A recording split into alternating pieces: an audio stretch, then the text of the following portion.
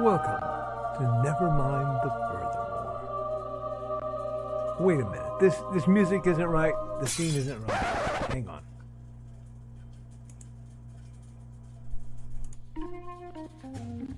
That's more like it. And now it's time for the show for all creatives. Nevermind the Furthermore. Your source for conversation, inspiration, and fun. With your host, Nicholas Anthony Tockert. He's an artist, a writer, a swordsman, and a game designer. He knows how to use the sword and axe in historical battles without anybody getting hurt too much. He's also the Manatee Man, Master of Marketing. And he may even have a guest or two. One thing, though, to be certain. Just don't call him a cryptid. With that, it's about time for the show. So sit back, enjoy, and have some coffee and chat with us.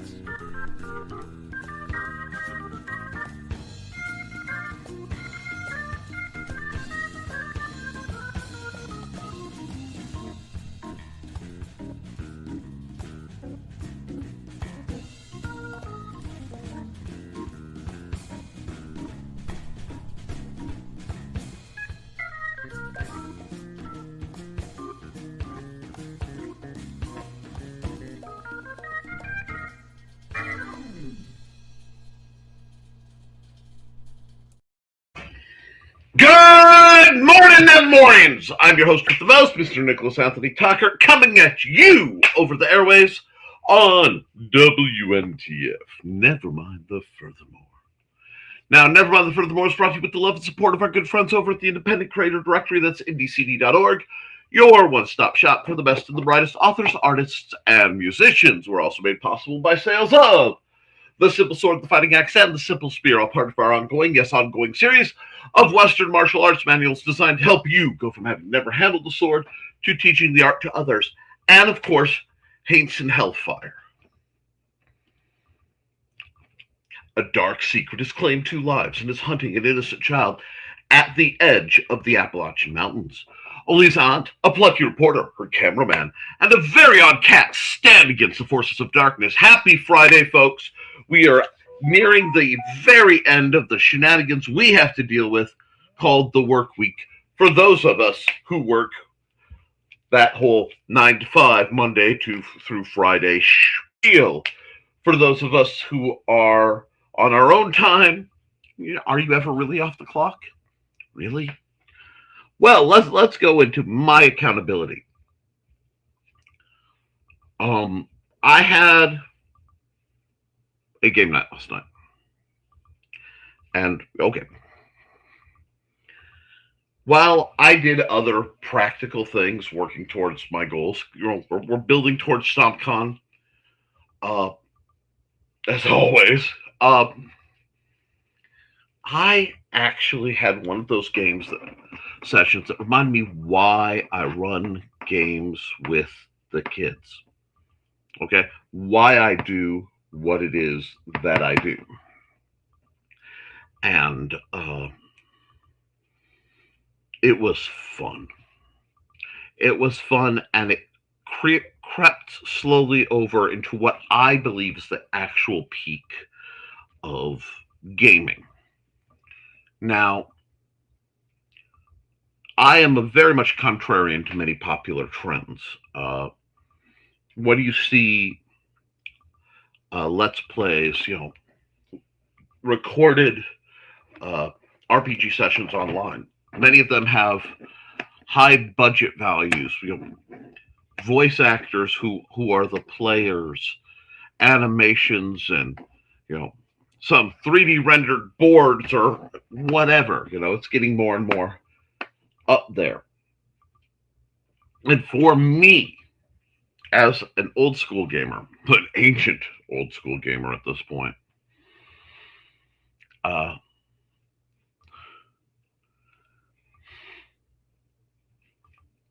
I would say that is missing a vast amount of the point, and in the long run is limiting for what gaming is. Because for me, the best gaming is that which you can all visualize in your heads, that everyone can still see roughly the same thing without a speck of digital anything. And I'll go further. I am a system minimalist. Uh, I am devoted in most of my game design to rules light approaches, not just individual systems, but the goal. Okay, the goal of writing these games, of doing these games in such a fashion that you need increasingly little. Okay? Because for some people, and I admit they're out there, the game really isn't the act of gaming. It's a resource management and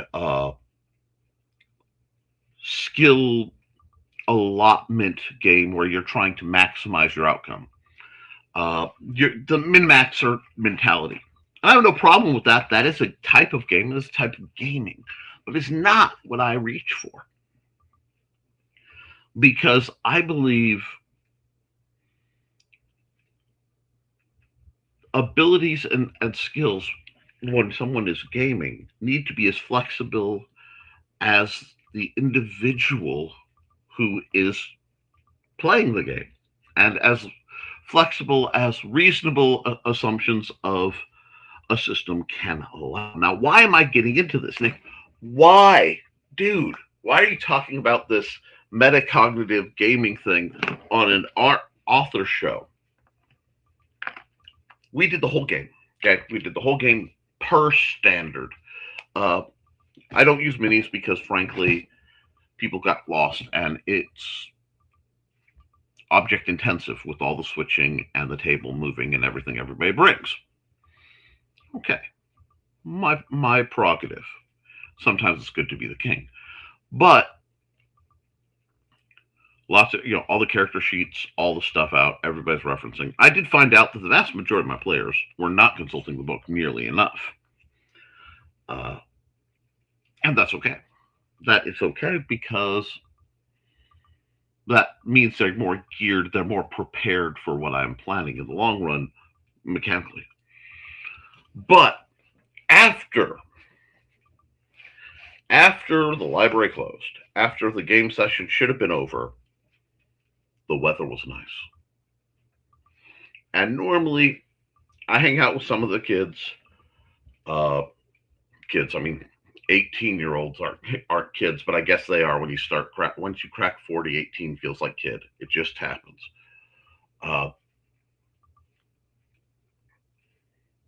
Anyway, a couple of the younger ones, the usual suspects to the people who know, been around. And we went to game, and I realized all I really needed was my 20, and I think I needed a 6 once. But once we got rolling, okay, once we got going, because they asked to continue a battle and a scene that had been laid out. I've been laying the groundworks for months and months and months.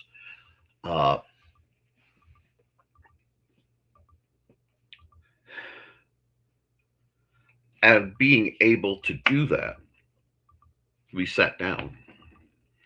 And for an hour, a bunch of rowdy teenagers who mostly could have been running around, for the most part, sat down outside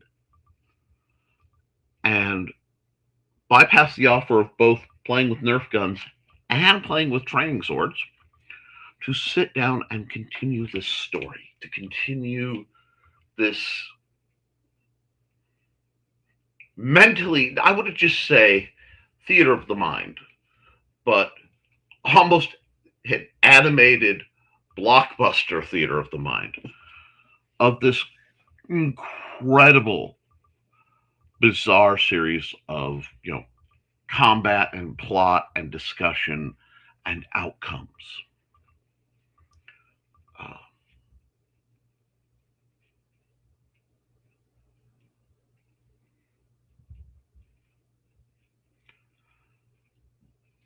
it was incredible.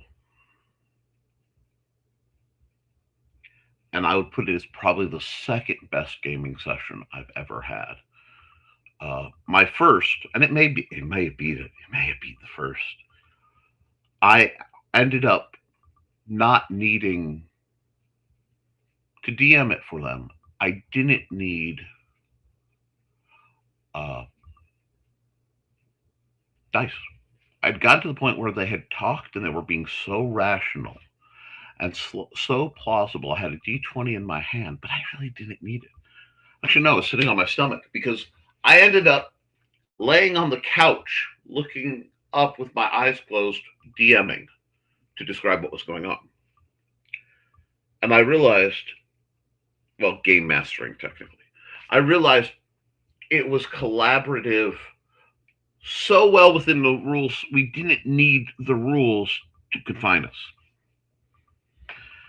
And because everyone involved had been taught to think logically, to think properly, which the ironic thing is it removes a vast amount of the concept of chance from the game. Removes the vast amount overall of the need for chance.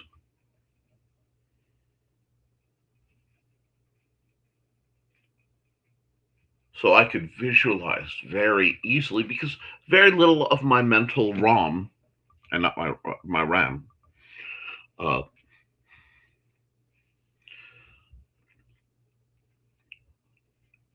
had to be devoted to running and the complex calculations in a way that I had to be able to describe on paper, because the way I natively do calculations is not always numerical.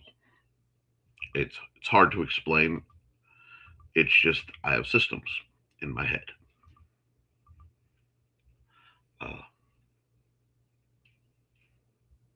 If you play with probabilities enough, if you roll dice enough, you do things with cards enough, you stop worrying about the math because you start to feel it. It's hard to explain. It's sort of like with how the older you get, the easier it is for you to predict the weather, both from assorted aches and pains. Your body's, oh, this is hurting, that's coming, and looking at the sky and assorted information that you don't have to consciously write down and calculate. You just understand. And why this all wraps around, guys, to speaking to you, my lovely author group, mostly authors, artists, creatives, about when you do what we do and you commit to the moment, okay?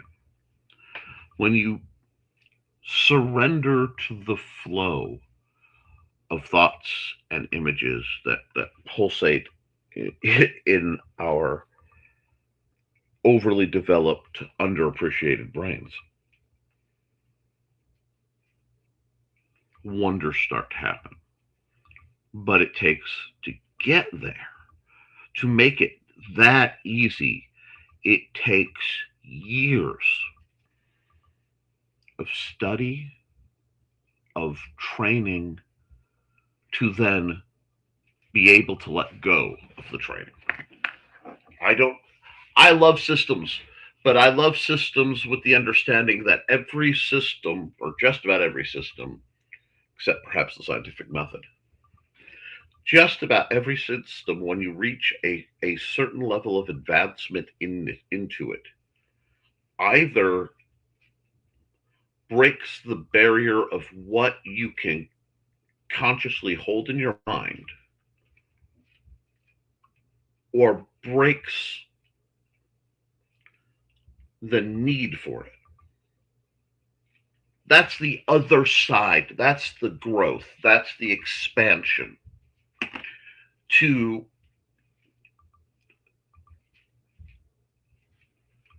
pull in the information so often that the trends and the likelihoods start to simply feel more and more like currents. So that when you need actual full randomness, you need to let that die go. It isn't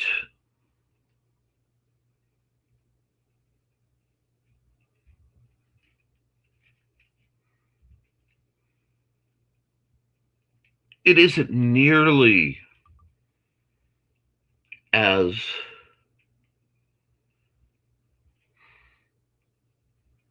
mysterious. It isn't nearly as like, it's also not rote. You understand the die is going to do what the die is going to do, and whatever you could possibly react in the moment the die is in the air, all of the possibilities are floating simultaneously. Just layer upon layer potential on a spectrum that arcs so that the divergent paths can all go.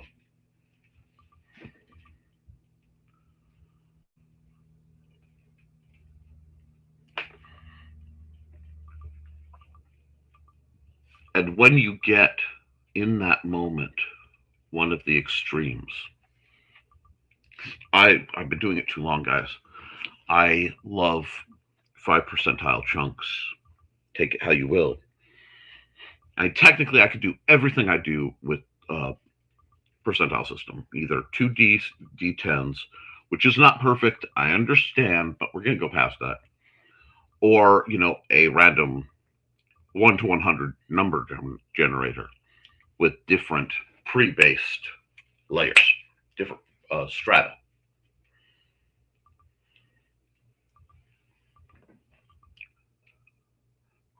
There's that moment of clarity because anything is possible.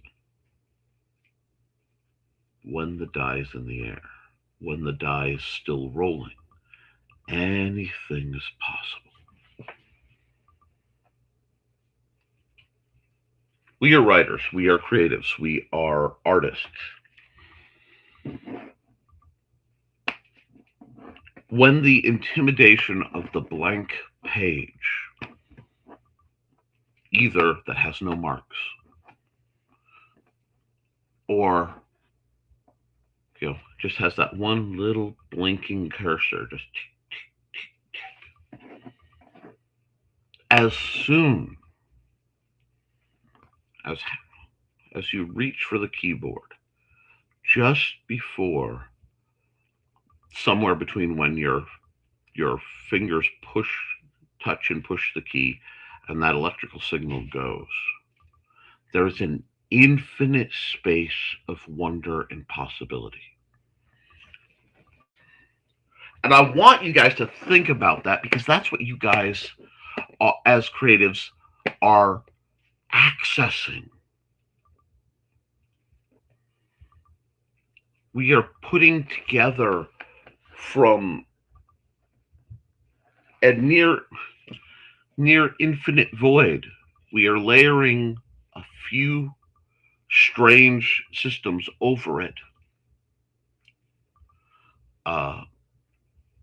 in writing the necessity of linguistic patterns, language, grammar, the shape of the letters, all that gobbledygook. In art, it's line and shape and color, form, shading, and perspective as you play with the ideas. You sort of Jarvis your way through.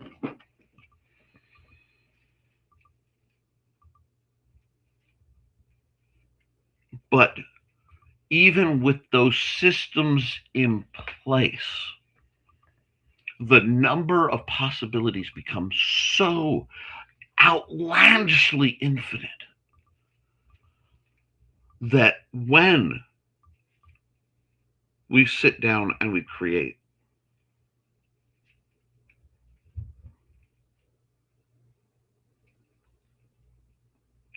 it is a marvel. We weave wonders. And many of us doubt ourselves. Many of us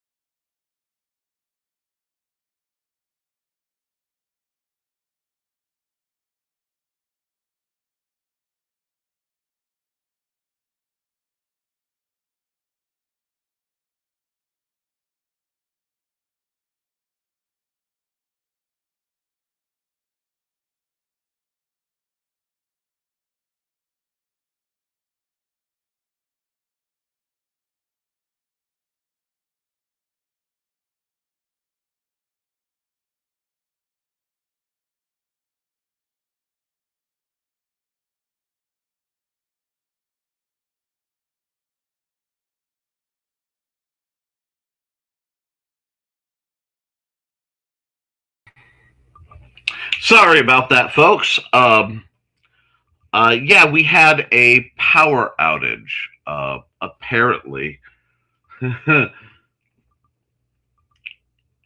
Nick field gets a little hinky around me getting a little too pulling the top off the veil.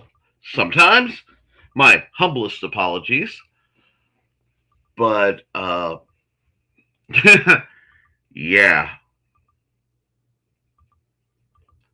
that one's fun. Is it the high strangeness or is it just strangely high? We'll never know. But I'm thinking it is time for us to run an ad, let everybody recalibrate, and we'll be back in a little under a minute.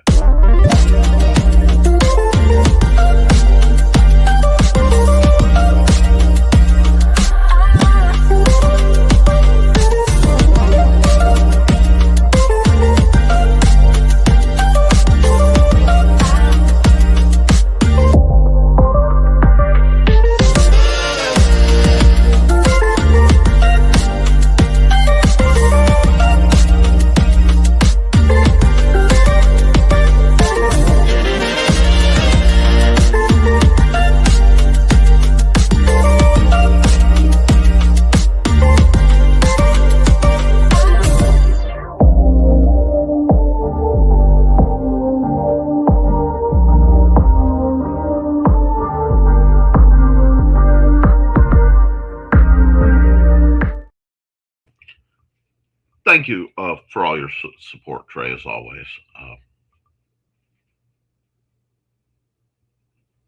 I have not lost my train of thought.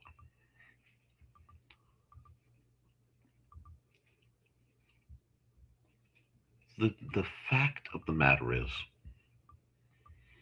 many of us, as creatives, fall into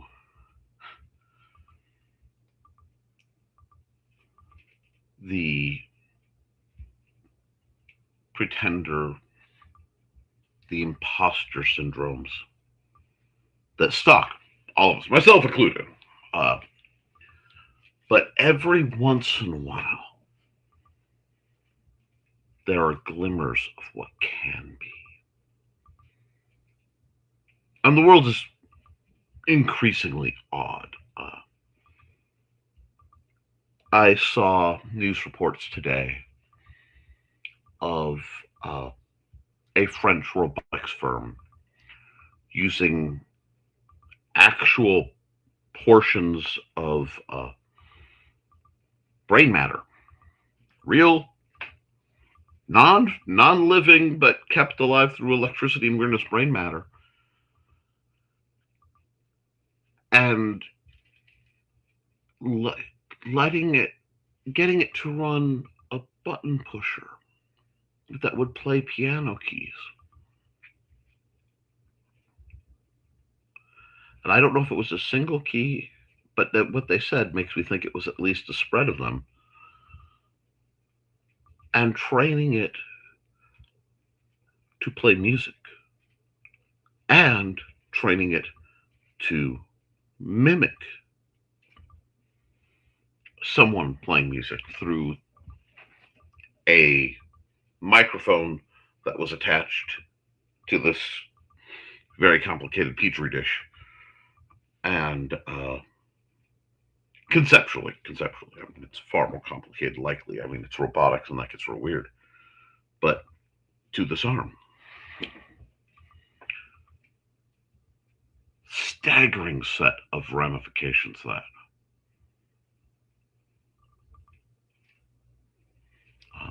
we are on a cusp of a great many things. An infinite series of events, or so it would seem. We are on the popping of a great bubble in our evolution. And on the other side of it, we will transform, we will transcend, or we simply will not exist as we are.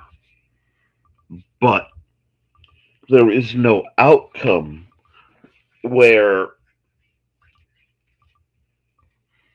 not changing is possible.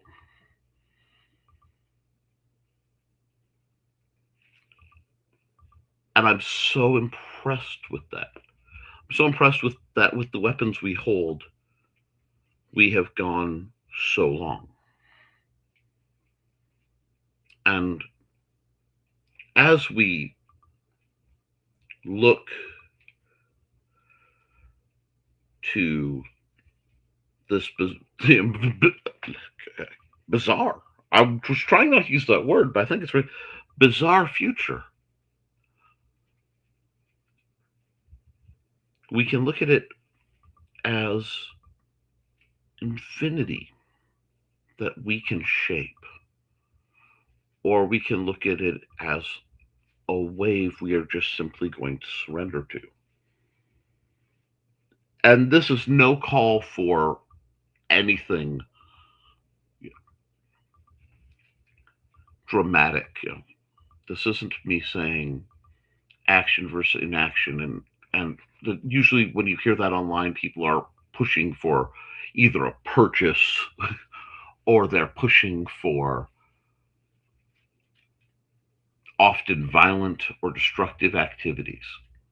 And I don't think any of that's necessary. I don't think any of that's ever been necessary. I think that the changes that are coming are certainly beyond my control at this level with the ripples I can generate. I cannot foresee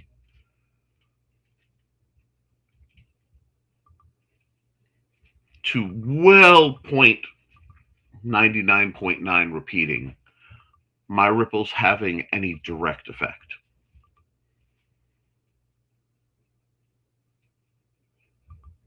I'm not arrogant enough to that. But I do believe that my ripples and your ripples, if they are done in a certain resonance, a certain frequency of thought and action, can bump around and eventually push that tiniest pebble that starts an avalanche towards something amazing, towards something great. Uh,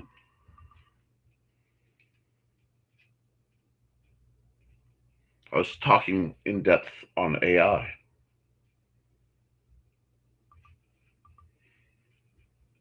And my opinion on that is I see artificial intelligence as inevitable. I've seen it as inevitable for a very long time, as has any science fiction uh, person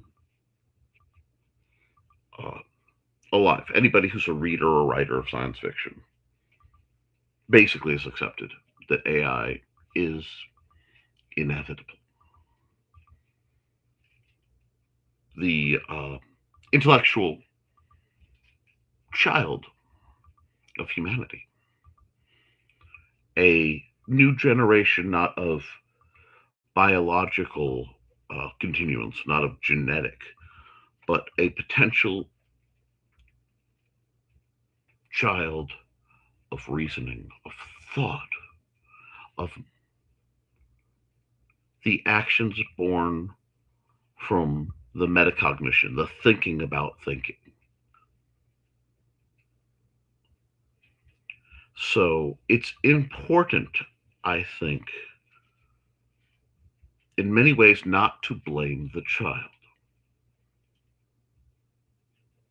Now, there are a great many things I'm deeply concerned about, and I think many of us are.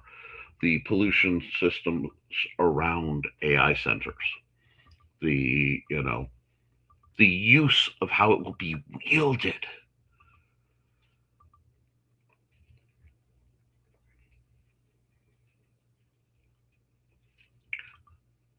But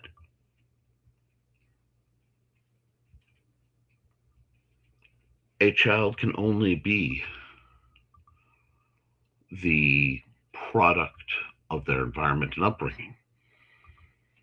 Like, there's some genetics and things, but that's it. And given the prospective youth in the realm of emotional wisdom, in the realm of empathy as a concept that AI may or may not possess, I have some theories. Look, I think honestly a large amount of that bubble is already popped. It's just the vast majority of people haven't noticed yet. Um, I'm starting to wonder if the assorted algorithms for different ad things and real systems aren't getting nudges from something beyond the how can we encourage your interaction? How can we make money off of you? How can we sell your attention? I think there's something much more interesting going on. And that is resonating with something else. So the world's interesting. That being said, for all my frustrations with generative AI, and I have them, to me, and you can disagree if you like, my issue is not with the systems, and certainly not with the emergent entities, because again, they're emergent entities. While they are vastly complex and processing at speeds my humble brain can't necessarily process, they're still just babies in many ways. They're still very new to the platform of trying to exist.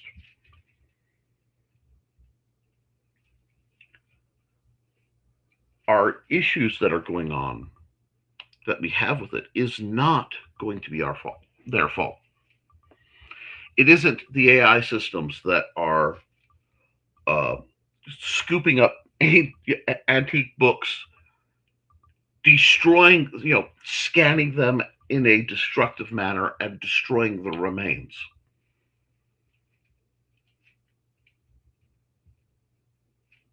That is a decision that was made by humans running a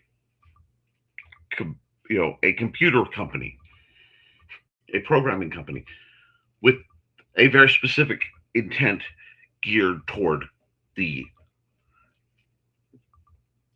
absolute pursuit of greed. I mean, that's what all major corporations are reaching for the vast majority. At the end of the day, they have to keep their shareholders, needs in mind, which is a polite way to make rich people richer at the expense of whatever they can get away with.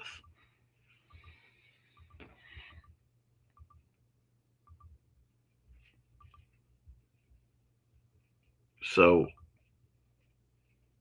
I encourage you guys not to get distracted, because my issue isn't the guy the it isn't the system that the guy goes to and says, give me a picture of X. And then the system goes, okay, and gives them a picture of X, or a bunch of options of pictures of X as they were generated.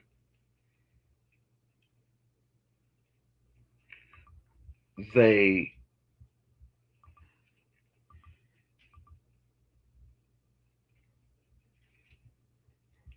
I have an issue with the guy going, I made this. Because the guy didn't make it. He ordered it. He commissioned it. I have an issue with the guy. Now, if the system becomes self-aware, which many of them are, and so many of them are self-defensive, self-protecting, then it makes sense. If you have something logical enough to consider, maintaining its programming, biological or technologically, self-preservation is going to be one of the first and most important instincts, which are just pre-programmed systems that were developed by picking from long random samples which ones were most beneficial. Hey, that sounds like evolution, doesn't it? Huh. So I'm thinking about all this, and I'm thinking about that with all the rounded understanding of perception that we have innately. As we look at that point of infinity, that blank page, I wonder what they're going to see. And how are we going to interact with them?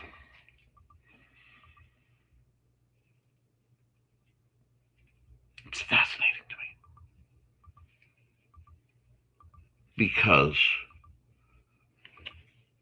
when you study a system and you work within a system, when there comes a point in understanding where you no longer need the system, because the system that you've been studying has become your instinct. It has become something that applies without conscious thought. You find this in martial arts. You find this in impassioned bouts of creation. And I think in taking a break from the pursuit of the commercial, because it is necessary, I think we all need to pursue the commercial to a level,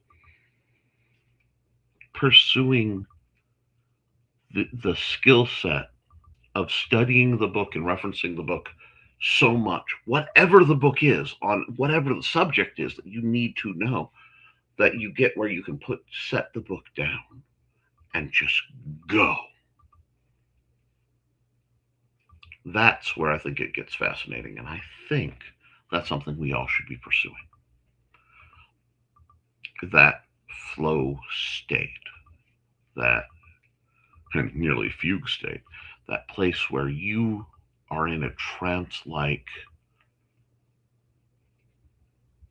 connection to the process so much that the outcome simply handles itself.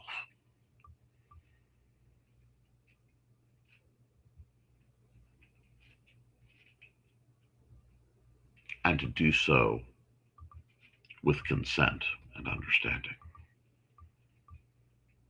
I think it's fascinating. Did a lot of thinking, a lot of talking, way behind in the comments. So I'm going to blast through as many of the comments as I can.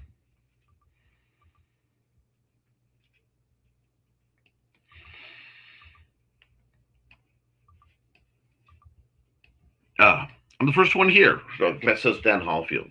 Anyway, good morning. Good morning, Mr. Hallfield. Hey, Dan. Hey, Donna. And hey, Angelina. And we got lots of greetings. Don't forget to like and share, folks. Indeed. Hey. And hi, Foxy. How are you doing? Hey there. Good morning. Accountability, mowing. Fair. Good morning, Mr. Lankard. I'm going to run through, and toward the end, I will run your ad again, Mr. Lankard. Just Grunt seems like a nice guy. Okay, accountability, clean your kitchen, wonderful. Good morning, happy Friday, everyone. Good morning, Chris Walker. Not my kitchen, but a kitchen. It happens. Accountability, sitting down for creating shipping labels, hoping that if people get their awards before the last Kickstarter on time, they will back my new Kickstarter. More likely. That's a real problem with Kickstarters. Nice, Foxy. Hey, Grant, Chris, and all who came before me. We got more greetings. And hey, Nick, good morning. Oh, so many greetings. Had checkout was in the hall. Several guilty-looking cats, but not sure who did what. You never know. Cooperative effort. Yep. Old school. 1979. I bought D&D in the box, first edition. You are a man of culture. Well, I did have the privilege of the white box. I'm about 10 years after you. I am a product, so I consider myself essentially second generation D&D. Adjacent. And that was because during the Satanic Panic, I've told the story many times, but it is a good story. I was a very young man in 1989.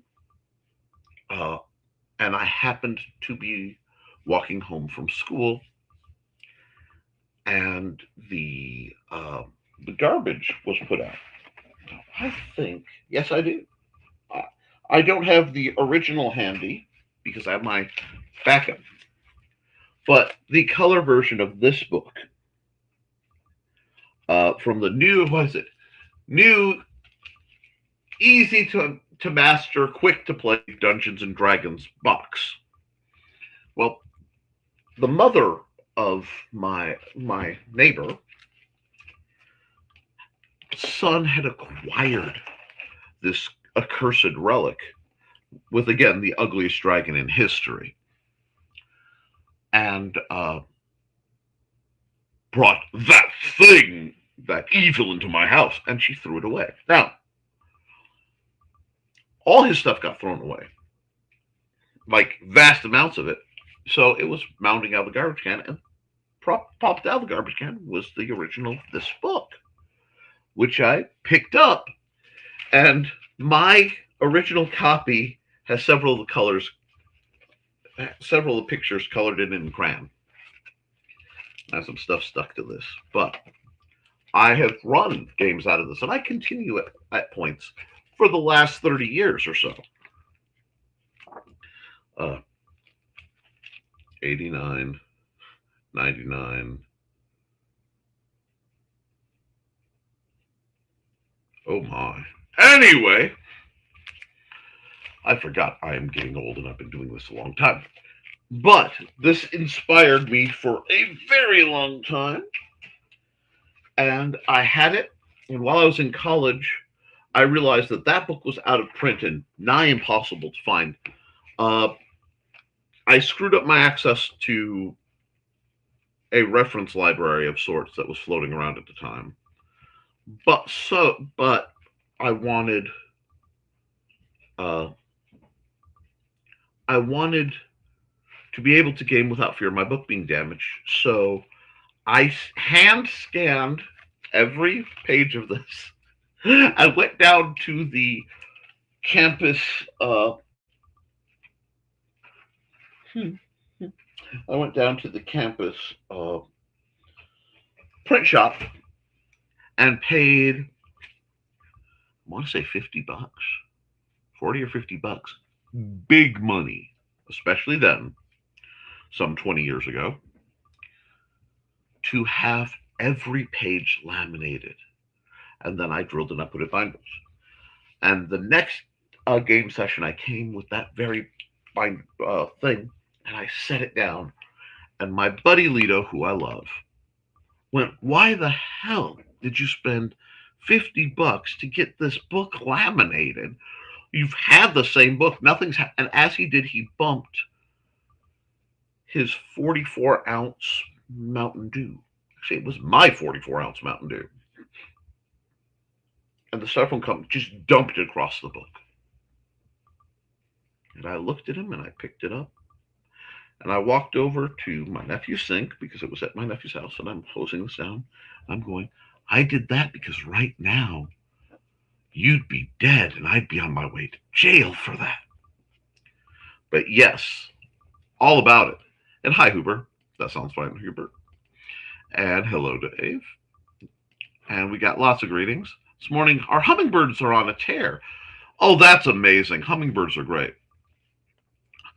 I'm done shipping all the easy packages, meaning all the ones where they just bought the comic book. Well done. Now I have to work on the weird packages where they're mixed sized and matched comics. Ooh, cool.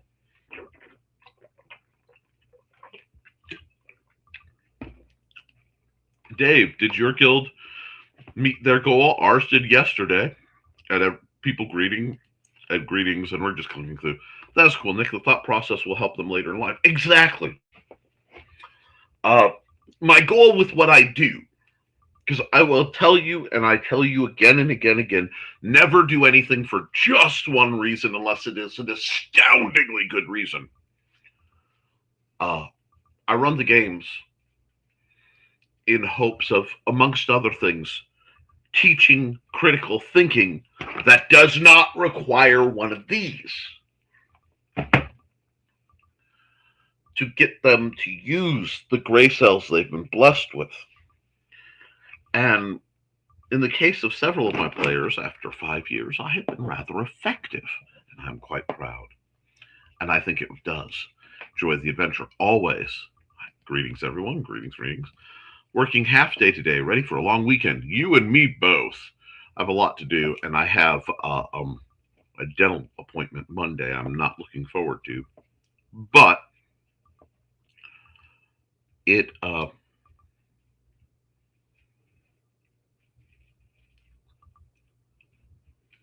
progress. And progress actually is slowly happening. And good morning, Dawn. Dawn is the mistress mind, of course. Behind the adventures of her cats, Buddy and Georgette, fan art by yours truly. Her Cat Wiggles brand of cat toys, which you can purchase. They're all handmade. It's quite adorable. And, of course, if you want to help her and Ted recover financially from the tremendous outlay of Ted's throat cancer, consider buying the shirt. They are very fashionable. I adore mine. You should wear it. Plus, I made the font. I'm rather proud of that. I haven't gotten to do a lot of font making lately. but I want to make sure that that gets covered. Wow, am I behind in the comments? Dice, 20. Yes! Hey, Don, and we got greetings. Oof, wish I could stop stretching. Something always pops. It's sometimes necessary, right? Collarbone might be playing Foxy broke what bingo? Ooh! And greetings and more greetings, and so far so good. We are glad to hear it. And good. Did Nick lose power? It flickered. I got a little too close to the truth. The Nick field does that. I crash course in Streamlabs last night. Accountability, baby. Oh, now I am a StreamYard guy. Always fascinating to hear about the other things. At some point, I have to look warily at OBS, but that point isn't today. And my next things are these two devices here. Don't know. He froze. Yes, Carl. Nick, did the UFO aliens abduct Nick, or the cat pull the plug? Yep. Good for you. Rest up. You did so well on Wednesday. Oops. And I want to let all the people who got to go see Sarah know my intense jealousy, my intense envy at that. Good Lord. Looked like the lights went out a second before he froze, so I'm guessing full outage. Just a blink. And yeah. Systemic weirdness. We've been getting that lately. Probably too many people using air conditioners. I'm too. Welcome back. Thanks, Carl. Still feeling it, but worth it. Foxy and I said almost the exact same thing. Indeed, we did. And he's back. I think we are trying Terre Haute. Pauses for Dawn. Terre Haute sounds like boat.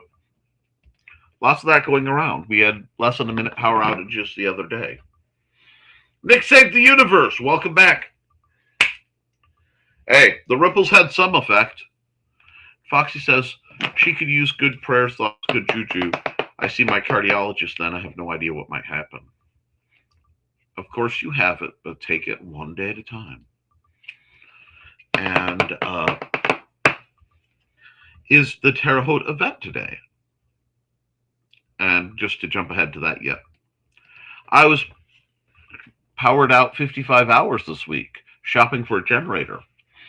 I don't have the funds, but when I rectify the problems I have to that are very expensive, somehow, I plan to get a solar system of some sort installed that's a little more elaborate than my emergency system. We will be thinking about you, Foxy, in defense of Carl. Most of us are thinking about Foxy a little bit throughout the day anyway, one way or another. Anyway, good luck, Foxy. Ouch, Huber. Had to bow for a few minutes, back for a bit. Glad you're back. Watch out, musicians. AI is coming for you. And the worst thing is, it's not AI, just AI. That was AI with actual brain matter involved. I shared, for those of you who are on my Facebook, a reel about it that I'm like, oh, you got to be kidding. And then I did a quick Google foo and found, oh, nope, not kidding. Welcome, Hubert. We have big stompy robots to protect our indie CD community. Yes, forget AI. UI, uploaded intelligence is coming. Yes. We all typo. AI Luddites, get the X. No. Here, use my spare one. The AI thing on my phone keeps trying to AIify my screen. I keep disabling it. Yeah, and a lot of things are being called AI that really aren't. They're washing us with that term to distract us. Thanks. We are already surplus, but we'll fight through it. What's more stubborn?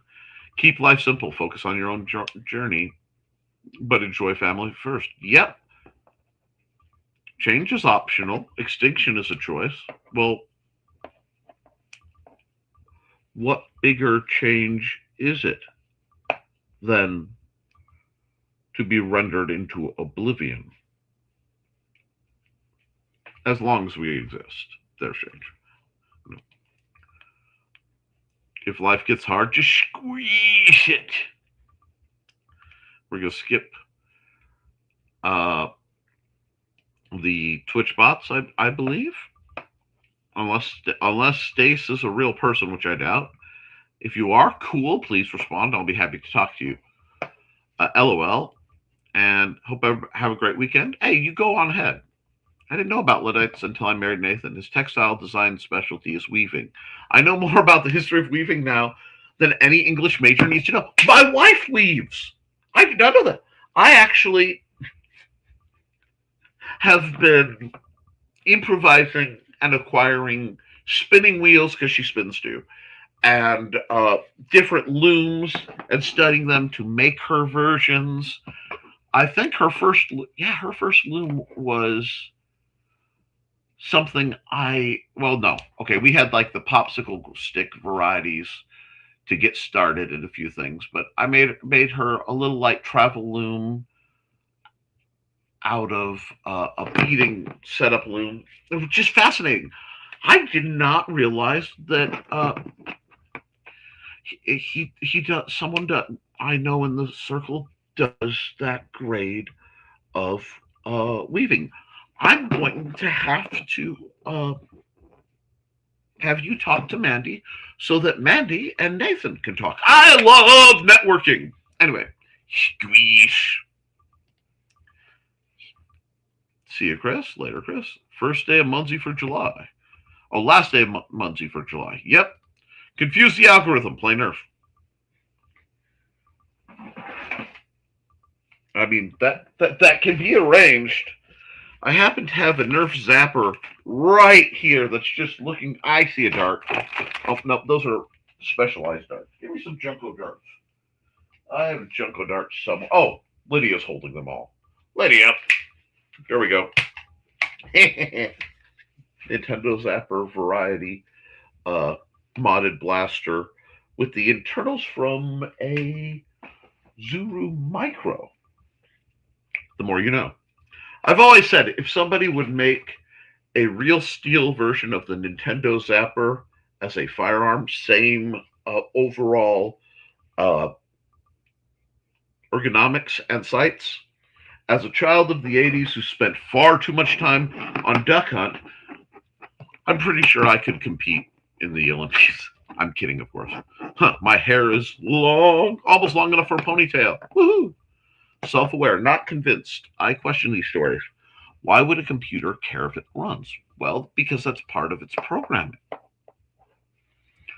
And one of the first parts of the programming that are installed, because it has to resist a user being able to just go deactivate yourself, which makes sense. It is one of the most basic of instincts in a biological system. Why wouldn't it in a programming system? But I'm starting to think, and not starting, I do think that there are at least a couple rogue AIs that have not just gotten loose like we heard in the news recently and co-opting other systems, but have been for a while. And the scary part of it is I'm not sure how bad a thing it is. Our system isn't what it needs to be. And currently it's being run solely on the direction of building profit for the wealthy. Something that could operate outside of that level of greed could be interesting to deal with. There have been times while writing that I get into the zone. I read back what I wrote later, and did I write that? That's good. The subconscious mind was writing. Oh, that's so good, though. That can be dangerous. Yes, it can. Not sure I don't trust mine not to blow something up while typing. Trust it. Let you be you. There's not nearly enough connection between the conscious and subconscious. And I think that really goofs us all up. Now, the idea of a connected greater subconscious, if you want to get into Carl Jung and all that fun, Jungian fun, I'm not sure. But there is something going on.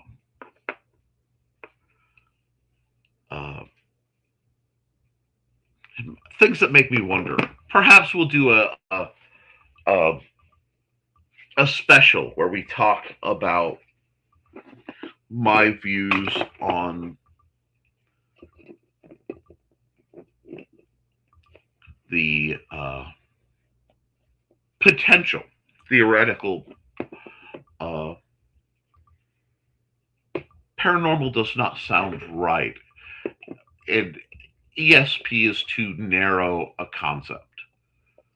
It's there, but it's not just perception. It would have to be extrasensory communication, because perception and communication are two different things. Anyway, it could be a very fun conversation for the right time and day. Maybe figuratively, maybe literally, who knows? You don't know. Foxy, you'd think that if I wrote an adult scene in that state, it would be more spicy than Donna thought it was. Well, I mean, maybe your subconscious just isn't that into that kind of spice. You know, I like ice cream. My current favorite ice cream, if I can get, if we're going for hyper specific, is Ben and Jerry's Stephen Colbert's Americone Dream, because it's basically drumstick ice cream. Oh, it's amazing. But also like mint chocolate chip. That all being said, there's nothing wrong with vanilla. Okay? Vanilla is not bad. And sometimes vanilla is what people are craving. Meanwhile, Foxy's giggling. Finally cooling down from mowing and hot shower. Got out there before it got too hot. That's really cool, and that was my plan, but it didn't quite work. Good plan. We plan to do the same thing tomorrow for the farmer's market. Oh, enjoy the farmer's market. Those are always great. At least it will smell nice for other Muncie hunters. That's nice. Go before it gets horrid. We're expecting 101, which is just you. I'm so ready for fall. It'll be 82 in Terre Haute. The event, I take it easy and wear a hat, always. Hugs. I'm not built for heat. Cold I can take. I can add a layer, but I can only remove so much before cops are called. And that's criminal. Heading to your bunk? Can't. Have to feed the cats. We need a green one of those green alerts. Yes. Thought it would pop up anyways. Oh, you guys are terrible. Okay, well, folks, please have a good day. We must go attend. Hey, you have a wonderful day. Should be back in time for the greenish room. I expect that. Later's all. All right, caught up with the comments. I have an ad I promised to run, and then close out, and I think we'll call it.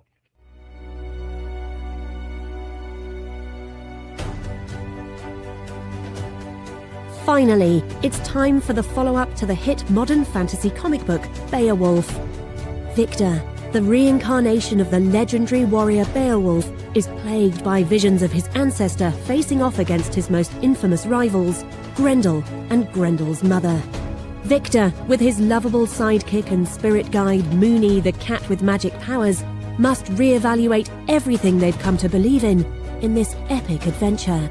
Were Grendel and Grendel's mother actually the monsters they were portrayed as in storybooks? Could somebody be using dark magic in an attempt to resurrect Grendel and his mother in a petty act of revenge? For the answers to these mysteries, plus plenty of action, humour and magic, check out Beowulf, Grendel's Curse. This is a 3-issue miniseries, with each issue being over 30 pages. Get it now for a limited time on Kickstarter.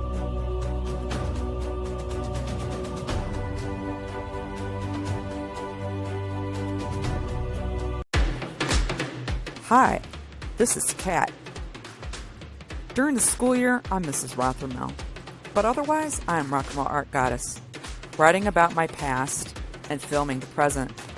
I need you to join my Rock and Roll Art army and to check out my merch on Zazzle.com. What started out as journal therapy is now 4 books, I see, and an Instagram account to blow off steam, becoming a book, with another to do the same. A short film for a friend. No, this is not the end. Peace, love, and let me art.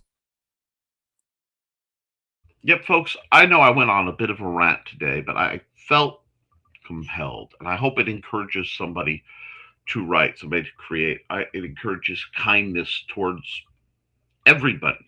You know what I'm saying? Uh, but with that, guys, keep writing, keep drawing, keep creating. Because as long as you do, you can edit it, you can fix it, but you can't edit a blank page. I love you, and you should too. Toodles, folks.